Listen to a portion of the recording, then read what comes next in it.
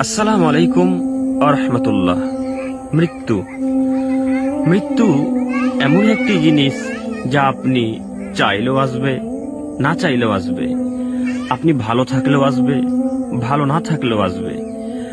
আপনি যে কোনো অবস্থাতেই থাকি না কেন, মৃত্যু আমার আপনার নিকটে আসবেই আসবে, এতে সন্দেহের কোনো অবকাশ নেই। আচ্ছা, মনে করেন যে আপনি সকাল 4টার সময় মৃত্যুবরণ করেছেন, 9টা 10টা হতে হতে আপনাকে গোসল দেওয়া হবে। এই যাবৎ কত লোক আসবে, আত্মীয় স্বজন আসবে, এসে তারা আপনাকে দেখে কান্নাকাটি করবে।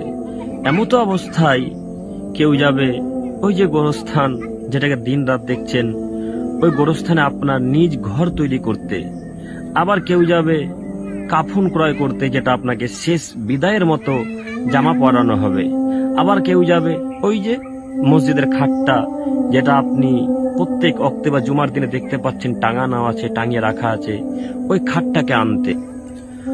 ওই খাট নিয়ে এসে আপনাকে জোহরের সালাতের পর খাটের উপরে আপনার পালকিতে গাড়ির উপরে শুইয়ে দেওয়া হবে।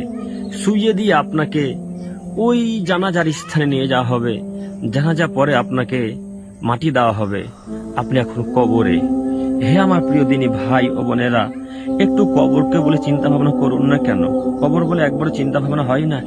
একটুকু ভয় আসে না?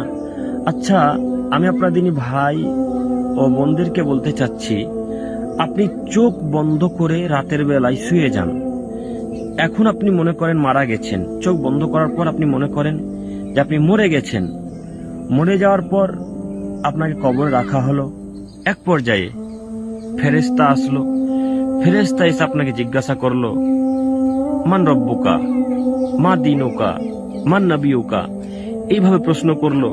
আপনি উত্তর দিতে পারলেন না। আপনি যখন উত্তর না দিতে পারবেন, তখন ফেরেশতা আপনাকে মারবে।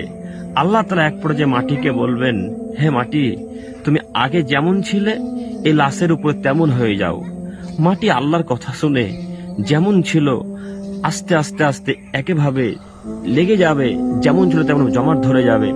মাটি যখন জমাট ধরে যাবে, তখন আপনার আমার ডান দিকের হাড় হাড্ডিগুলো বাম দিকে চলে যাবে, বাম দিকের হাড় হাড্ডিগুলো ডান দিকে চলে আসবে। এইভাবে আমাকে আপনাকে কিয়ামত পর্যন্ত শাস্তি দিতে থাকা হবে যদি উত্তর না দিতে পারা যায়। এবং ফেরেশতারা আপনাকে মারবে, হাতুড় দিয়ে মেরে, লাঠি দিয়ে মেরে আমাকে আপনাকে একবার ধুলাই মিশিয়ে দেবে, পাউডার করে দিবে। হে আমার প্রিয় দিনী ভাই ও বোনেরা, রাতের বেলায় ঘুমিয়ে গিয়ে একবার ভাবুন না যে আপনি মারা গেছেন। এই ভয় করে, আল্লাহকে ভয় করে, কবরকে ভয় করে আসুন না আমরা আল্লাহ তাআলার প্রতি ফিরে আসি। আসুন না আমরা মুহাম্মদ সাল্লাল্লাহু আলাইহি ওয়াসাল্লামের দেওয়া আদর্শ অনুযায়ী চলি। আসুন না আমরা 5 ওয়াক্ত সালাত আদায় করি। আর কতদিন এইভাবে আল্লাহ থেকে দূরে থাকবেন?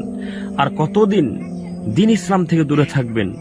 যে দিন ইসলাম ছাড়া আপনার কোনো গতি নেই, যে আল্লাহ ছাড়া আপনার কোনো গতি নেই, যে আল্লাহ ছাড়া আমাদের কোনো গতি নেই, সেই আল্লাহকে ধোঁকা দিচ্ছেন, সেই রাসূল সাল্লাল্লাহু আলাইহি ওয়াসাল্লামকে ধোঁকা দিচ্ছেন। কাজেই আমি আপনাকে অনুরোধ করছি, কবর খুব জটিল ও কঠিন একটি স্থান। কবরকে ভয় করে, জাহান্নামকে ভয় করে, পুলসিরাতকে ভয় করে আসুন না আমরা 5 ওয়াক্ত সালাত আদায় করি, আল্লাহকে ভয় করি, রাসূল সাল্লাল্লাহু আলাইহি ওয়াসাল্লামের পদ্ধতিতে চলি। হে আল্লাহ, তোমার কাছে ভিক্ষা চেয়ে বলি, মাবুদ, তুমি আমাদেরকে কবর সম্পর্কে বোঝার তৌফিক দান করো। তুমি আমাদেরকে জাহান্নাম সম্পর্কে বোঝার তৌফিক দান করো।